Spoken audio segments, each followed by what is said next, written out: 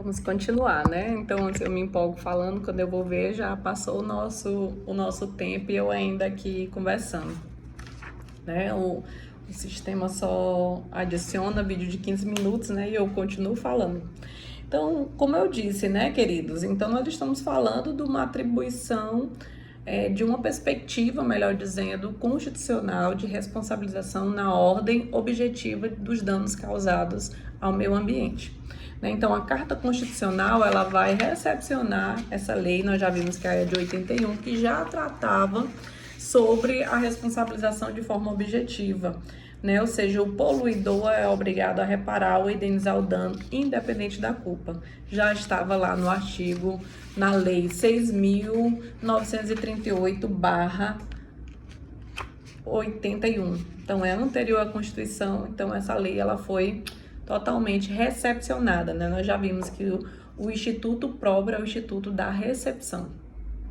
Então, em 2016, ainda o nosso texto trata que o Superior Tribunal de Justiça também ele decide em recurso especial número 1401/500 do Paraná, esse recurso, que a responsabilidade administrativa no âmbito ambiental, ela é subjetiva, né? Então, a responsabilidade civil, ela vai ser objetiva, já a responsabilidade ambiental, né, administrativa ambiental, ela já é subjetiva, exigindo a demonstração da existência de culpa para que seja cabível a aplicação de multa administrativa, né? Então, qual é a penalidade no âmbito administrativo? Eu falei aqui para vocês que para a ocorrência de um dano ambiental, ela vem estar sendo reparada no âmbito civil, administrativo e criminal, né, o penal. Então, no âmbito civil, nós já sabemos que essa responsabilidade ela é objetiva. No âmbito administrativo, em matéria ambiental, para que seja aplicado multa, cassada licença, todos os tipos de penalidades que nós vamos estudar mais à frente, é necessário agora a aplicação dessa multa, ela tem que ser precedida de processo administrativo no qual seja configurada a existência de culpa do agente, né? Então, ela não é objetiva, ela é, nas palavras do ministro, ela é subjetiva. O ministro Herman Benjamin, né, que vai proferir o relator desse processo, ele vai dizer que esclarece que no direito brasileiro e de acordo com a jurisprudência do Superior Tribunal de Justiça, a responsabilidade civil pelo dano ambiental, qualquer que seja a qualificação do degradador público ou privado, proprietário ou administrador da área degradada, é de natureza objetiva. Isso a gente já sabe, solidária, limitada, sendo regida pelos princípios do poluidor pagador. Isso a gente já sabe.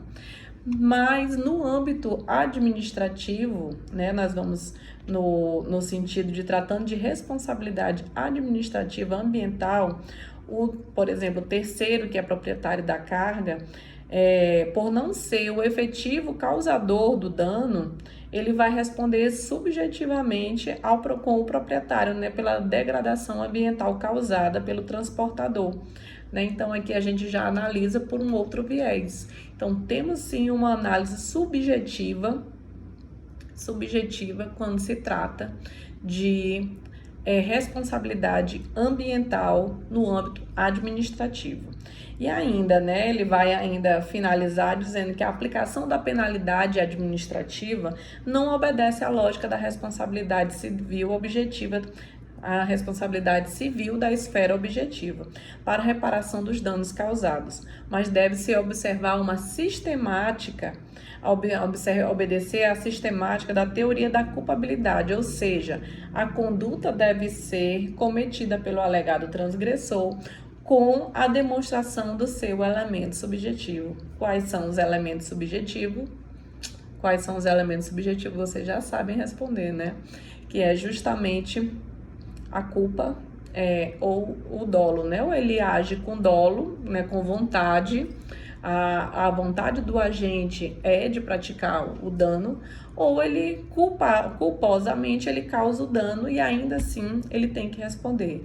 Claro que nós sabemos que a punição no âmbito, né, eu acredito que vocês já viram um pouco de direito penal, já sabem disso, que a punição do agente, quando ele age com culpa, é diferente de quando ele age com dolo. Mas as duas formas são culpáveis dentro da esfera criminal, também dentro da esfera administrativa, em que se analisa a culpa do agente na consecução ou na finalização do ato, né, do dano que causou o dano ambiental. Então, continuando, né, nós podemos dizer que as condutas que são lesivas ao meio ambiente não precisam, sempre quando a gente analisa dano ambiental, a gente só liga imediatamente a ideia de atividade ilícita. Né? Uma atividade ilícita causa dano ao meio ambiente, tem que ser reparado. Mas podemos imaginar somente as atividades ilícitas que causam dano ao meio ambiente. Somente atividade ilícita que causa dano ao meio ambiente, que tem a lei traz o dever de reparação do agente? Não, né? Nós já sabemos que existem atividades lícitas que também causam dano ao meio ambiente. Inclusive atividades que são lícitas e autorizadas o seu funcionamento pelo poder público, e ainda assim ele causa dano ao meio ambiente. E aí, essa atividade lícita, ela tem que reparar o dano? É necessário se comprovar a culpa ou dolo? E aí, o que vocês acham, né? Então, nesse sentido, o Superior Tribunal de Justiça se manifesta dizendo que o poluidor, por seu turno com base nessa mesma legislação, que é a Lei 6.938/91, que nós já sabemos dela de cor e salteado, sem obstar a aplicação das penalidades administrativas, é obrigado, independente da existência de culpa, a indenizar ou reparar os danos causados ao meio ambiente e a terceiros, afetados por sua atividade. Então, o poluidor, independente de culpa, que nós acabamos de ver aqui, ele é obrigado a indenizar os danos causados ao meio ambiente e a terceiros. Em nenhum momento aqui foi colocado, por essa teoria do risco integral, que apenas as atividades ilícitas que são passíveis de reparação. Não, qualquer atividade que cause dano ao meio ambiente, o poluidor, ele tem que reparar, né? Independente se a atividade é lícita ou se a atividade é ilícita. O que se vai cogitar mais à frente é o direito de regressão, né? O direito do Estado de estar procurando aquele que autorizou o funcionamento dessa atividade. Pode ser que isso aconteça, né? Uma atividade que foi autorizada pelo poder público, ainda assim causou um dano. É possível o Ministério Público, por exemplo, ajuizar uma ação de reparação e trazer também para o bojo do processo aquele que autorizou.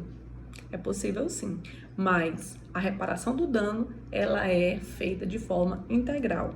O princípio do poluidor pagador, por seu turno, ele é maior do que essa identificação se a atividade é lícita ou ilícita. Ele está dizendo, poluiu, tem que pagar. Poluiu, tem que reparar. Então, isso é que é o importante aqui dentro dessa análise. Então, se vai trazer aquele que autorizou essa atividade, aí é uma outra história. Então, a responsabilidade civil objetiva pelo dano ao meio ambiente foi de forma mais eficaz de garantir proteção e ao atendimento ao preceito constitucional, assegurando um meio ambiente ecologicamente equilibrado. Nós já tratamos sobre isso aqui sempre, né? Então, toda essa ideia é para confirmar a necessidade de termos um meio ambiente saudável, um meio ambiente equilibrado.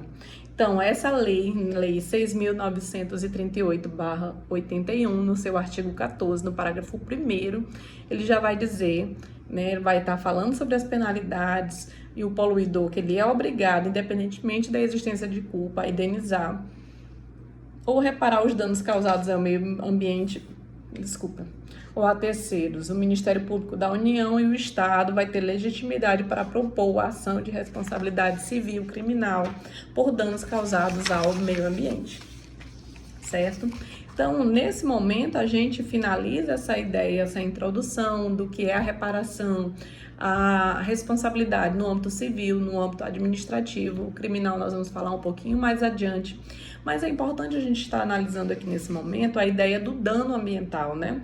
O conceito e a sua previsão legal, como vocês encontram aí no nosso texto. Dano e poluição são sempre termos relacionados, né? Porém, nós já sabemos que eles não se confundem. A poluição, como diz Paulo Bessa Antunes, é uma situação de fato causada por uma ação humana que altera negativamente uma determinada realidade. Então, só um instante. Nesse sentido, poluição está sempre ligada a um ato, uma situação que é de fato, que foi causada pelo agente, né? Foi uma atitude humana que levou a essa poluição. Então, a situação fática causada pela ação humana que vai alterar, e essa alteração é negativa dentro de determinada realidade. A própria lei 6.938/81, já interliga os conceitos, né, de poluição com degradação, com qualidade ambiental, alteração das características do meio ambiente. Então, tudo isso vai nos remeter à ideia de poluição, né? Depreende-se disso que são fontes de poluição. Quais são as fontes de poluição que estão lá delimitadas nessa lei 6.938/91? Então, atividades que direta ou indiretamente prejudiquem a saúde, a segurança e o bem-estar da população, criem condições adversas às atividades sociais e econômicas, afetem desfavoravelmente a biota, afetem as condições estéticas ou sanitárias do meio ambiente, lancem matéria ou energia em desacordo com os padrões ambientais estabelecidos, né? Então, todas essas atividades que venham estar sendo desenvolvidas e que de alguma forma venham estar alterando as características do meio ambiente, né, trazendo a adversidade àquela realidade, então nós podemos dizer que são fontes de poluição.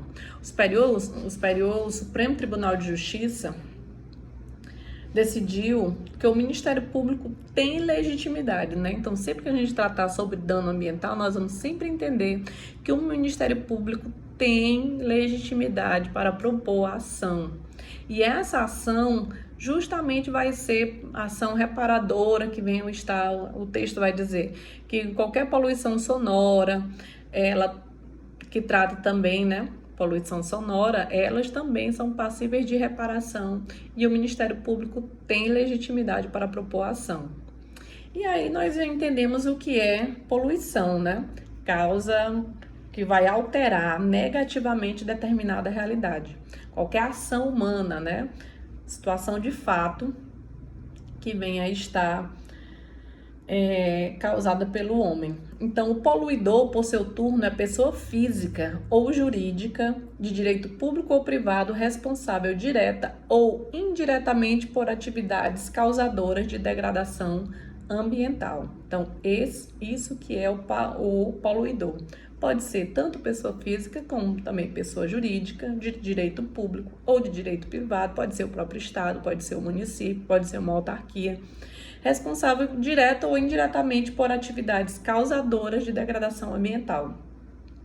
Então, nesse mesmo sentido, adotou a sistemática, né, o STJ também em análise, também já decidiu que a Lei da Política Nacional de Meio Ambiente, ela traz essa responsabilidade civil objetiva e foi integralmente recepcionada pela ordem jurídica atual, que de sorte que é irrelevante, né? É impertinente a discussão da conduta do agente, como nós já falamos aqui, e a atribuição do dever de indenizar. A adoção pela Lei de Responsabilidade Civil Objetiva significou apreciável avanço nesse sistema que nos leva a entender que todo resultado prejudicial à saúde humana e ao meio ambiente deve ser reparado de forma integral, ok? Então, já a gente continua, a gente ainda tem aqui algumas coisas para a gente estar comentando. Segura aí, pessoal.